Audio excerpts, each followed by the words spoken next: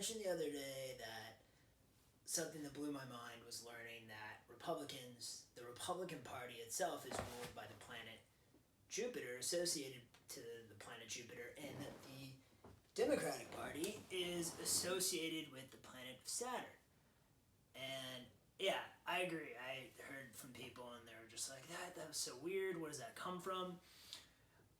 So I did some research, and finding consistent charts of both parties, I saw that it was based on, that planet designation is based on when when those parties were formed and the sun rulership of that time. So, for example, the Republican Party was formed on March 20th, 1854, and that was during Pisces season. Jupiter is the planetary ruler of Pisces. Also, the chart has the rulership of the chart, meaning the ascendant of the chart is in Leo. So it's a sun-ruled chart, but the party is designated by the sun's rulership. So we have Republican Party Jupiter, and interestingly enough, in I think 1828, January 8th, 1828, the Democratic Party was formed. Now,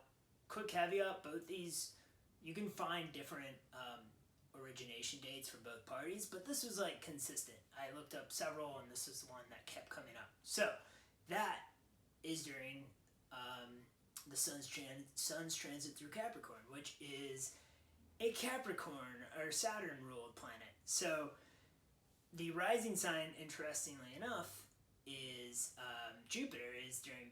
Is a Pisces rising. So I also found Mars, but Jupiter seems more accurate. But so it had a Pisces rising on a lot of the charts I found, and the sun's ruler in Capricorn. So Saturn being the sun's ruler of that chart.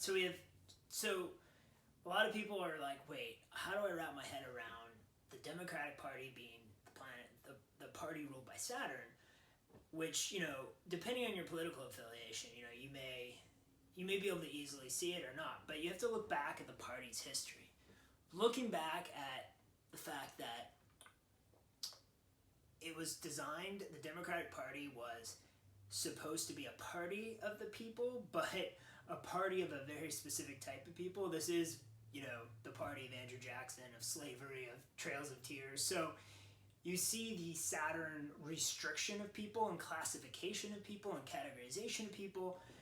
And then you see, as Saturn matures and as the party matures, it turns into a progressive party starting in the early 1900s with, I believe, Woodrow Wilson, and starting to fight for people's rights, for workers' rights. And then we see the evolution, of course, during the Civil Rights Movement. Actually, first, like in the 1930s, you had Franklin Delaware Roosevelt, who got us out of a depression by creating government support systems for people, like Social Security. Like, this is when these major institutions that we just accept as having always been there, but they haven't, started. And this is like for the people. Saturn rules Aquarius and Capricorn. So it has both of those planets, both of those zodiac signs. The flavor of both of those zodiac signs is in the mix. And then you have the Civil Rights Act, where Lyndon Johnson, I'm pretty sure that's right, signed that into law in 1964, and you had so many people migrate to the Democratic Party and flee the Democratic Party, the old residue of the Democratic Party that, was the pro-slavery party. That really is where you had that schism, and the real tone of the Democratic Party was set and established from there going forward. So Saturn is a planet, the energy from Aquarius is part of Saturn that's like, this is for the people, and when we all rise together, we are at our best. And also this idea of like control and, government overreach also comes into Saturn as far as Capricorn, but it also builds structures to succeed. Capricorn builds you structures that are sustainable and that are step-by-step to success. So you can see the shadow side of Saturn, you can see the negative and the positive side of Saturn building sustainable structures that support all people, while at the same time restricting people and restricting people's rights and restricting freedoms and, in the past, civil liberties and rights. So that's the Democratic Party. Now, if you look at the Republican Party, you look at a Jupiter-ruled Democratic Party, you see Jupiter as the planet of expanse, the planet of you can do anything, the planet that rules like gods and rules like, the philosophy. And the Republican Party, formed in 1884 because it wanted it wasn't just about slavery, it was about liberty, but it was this idea of it didn't want to expand slavery anymore. So it wanted, freedom, but it also was looking for free market. It was starting to shape this free market capitalistic point of view of, we want industrialists to succeed. And so it liked this idea. Initially, it was the party of Lincoln. It's always the party of Lincoln, but it's this party that got the ball rolling for people who were enslaved to become free. But then soon after the Civil War ended and people who were enslaved gained their freedom or had their freedom restored, because it never should have been lost in the first place, this became the party where they, instead of seeing through certain action or certain laws that would protect people who were enslaved or give them restore their rights, they left it towards the states. And industrialists that profited during the Civil War started deciding that, hey, we want our party to be more about, small government and individual prosperity, and we can't worry about everyone. States have to worry about themselves. And then you just saw kind of the Republican Party, Jupiter, the expanse, the more energy really started to take over and became the party of big business and went away kind of the party of liberty and freedom for all, which again,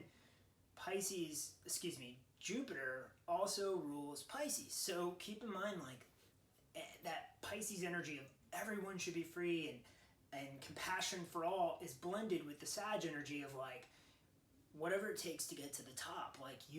There's no limits. Don't set limits on what you can achieve. And that's kind of been the ideology of the Republican Party, of this idea of free capitalism, of the free market, and there's nothing you can't achieve. Only thing stopping you is you.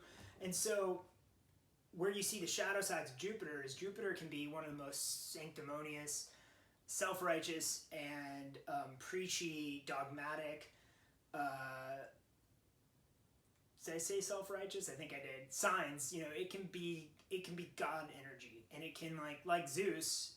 It's ancient ruler, the god attributed to Jupiter. It can think that it is God and its beliefs are the only beliefs, and so it can become self-righteous in that component.